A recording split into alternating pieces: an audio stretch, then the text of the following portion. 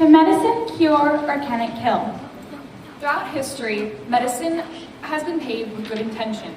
But our next presenter asks, is it good or bad? Here's our medical practices. Hi everyone. So, does medicine cure or kill? As much as we would like to say that medicine cures 100% of the time, this has not always been the case. According to Steve Parker in his book, Kill or Cure, Hippocrates was the leading founder of medicine in ancient Greece, and he used the motto, first do no harm, in regards to treating patients, because he realized that there was a dangerous potential for advancing medicine. Good intentions could quickly lead to practices that had unexpected and detrimental results. So, what I've done is I've compiled my own list of the top 5 bizarre medical practices in history based on their severity and the deviation from modernity. Number 5 is bloodletting. Bloodletting originated in ancient Greece when Hippocrates started to lead the Greeks away from the idea of the supernatural and into a new era of science. But it reached its peak in the Middle Ages when people reverted back to the idea of the supernatural, especially in response to the Black Plague. Now, the idea rested on the Greek idea of the 4 humors, that the body was composed basically of 4 elements that had to be in balance. And these 4 elements were blood, phlegm, black bile, and yellow bile. And so bloodletting came about as a way to release this excess blood, restore balance, and in turn release any supernatural that happened to be residing in the body. Now, originally they used very rudimentary tools such as thorns, sticks, bones, any sharp objects to release the blood. But then as the practice developed, so did their tools. And they used metal tools that were sharper and more efficient, and then eventually moved on to leeching, which is the most popular form of bloodletting, and it's probably the one that you're most familiar with. They use leeches because of the anticoagulative property that leeches secrete when they suck blood. This keeps the blood running smoothly and more fluidly, and it made it possible to collect a lot of blood in a short period of time.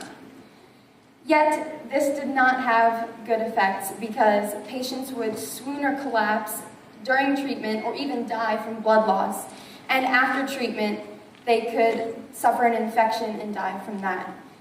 Yet it continued into the 1800s, and it was even thought to be the reason why George Washington died, according to Seabright. And so it is perhaps one of the most prevalent practices throughout history, next to number 4, trepanation. And this originated in 10,000 BC. So obviously at this time they had no knowledge of medicine, and they had to rely on their observations of the natural world and their own beliefs about the supernatural.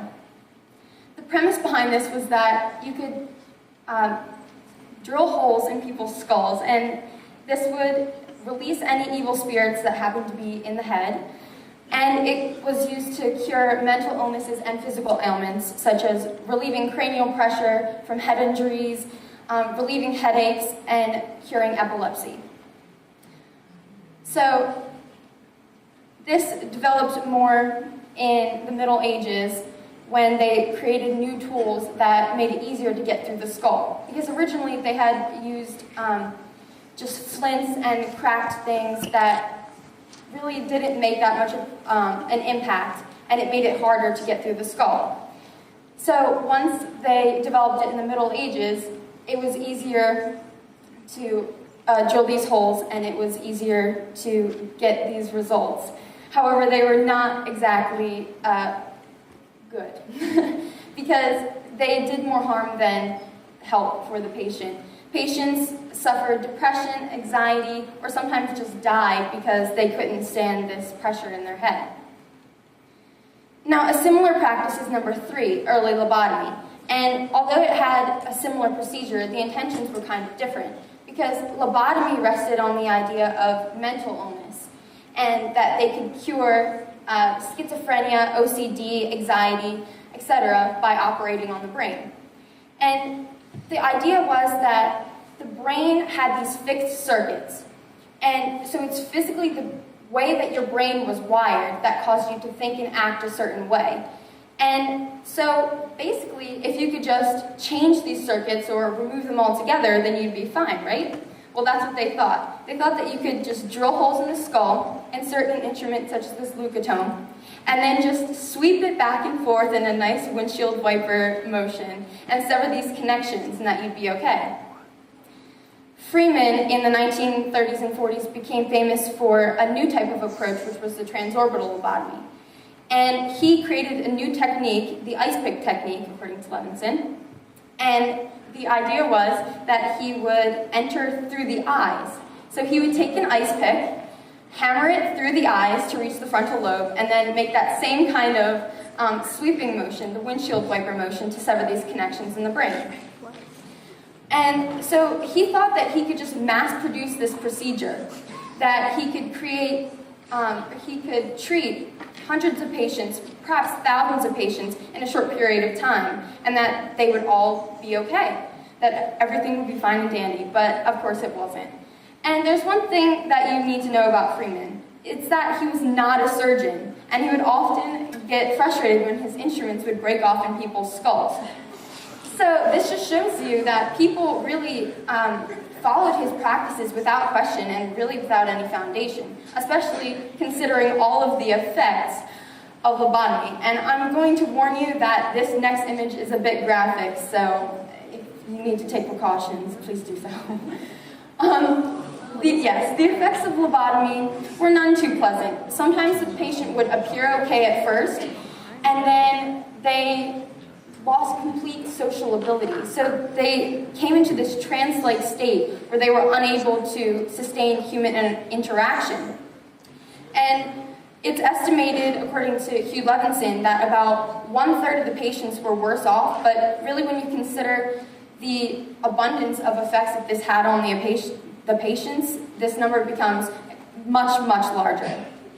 So Freeman eventually did fall out of practice, and I believe he had his license revoked, thankfully. But this leads me into my next topic, which is mummy powder. And as the name implies, this was a practice of ingesting human corpses, because they thought that you could use one body to cure another body. So the philosophy rested on the question, not should you eat human flesh, but what sort of flesh should you eat? Because one part of the body might be able to cure your body. And this really did not have any positive effects, and people didn't question the moral or the physical implications of such a practice. They would steal bodies, they robbed them from Egyptian tombs and Irish grave burial sites, and then they would sell them, and they would package them in these cute little containers of powdered human corpses. And so parts of the body would correspond to your body. So for instance, if you wanted to cure your headache, you would eat powdered human skull. If you wanted some extra strength and vigor, you would have human blood. And they combined this with other ingredients as well, such as usnea, which was a type of moss. And they made elixirs and tonics out of these. And often they combined these with sweeter elements, such as chocolate, because I guess a spoonful of sugar really does help the medicine go down. So mummy powder was largely prominent in the 16th and 17th centuries, but it fell out of practice very quickly after that. Number one, my favorite practice was Greek spinal corrections. And there were several methods that the Greeks used to correct people's spines.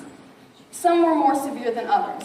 The less severe method, and yes, this is going to sound crazy that this is the less severe method, but they would lay people inert on the ground, and then they would pile stones on top of a long, flat board. And the stones would somehow flatten them out because they thought that the weight would straighten their spine. But people just really died because they were just crushed to death, or they sustained serious internal injuries because of this.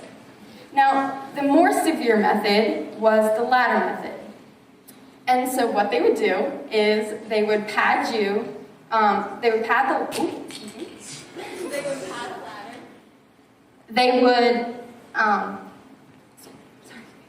They would pad a ladder, they would strap you to this ladder, they would hoist you up a building, and then they would just push you off.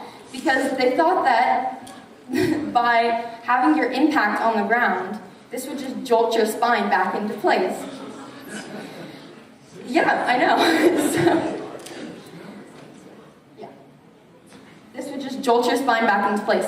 So Hippocrates realized the insanity of this practice, and he knew that this was insane. He said that anyone who follows such practices are all stupid. So he recognized right away that this was a problem. And sometimes this does happen. People will recognize that medical practices are bizarre right away, while some may permeate throughout time. So the next time you go to your doctor's office, think about in 200, 300, 400 years from now, what will they say about our medical practices? Which ones will they consider bizarre or even barbaric? Thank you.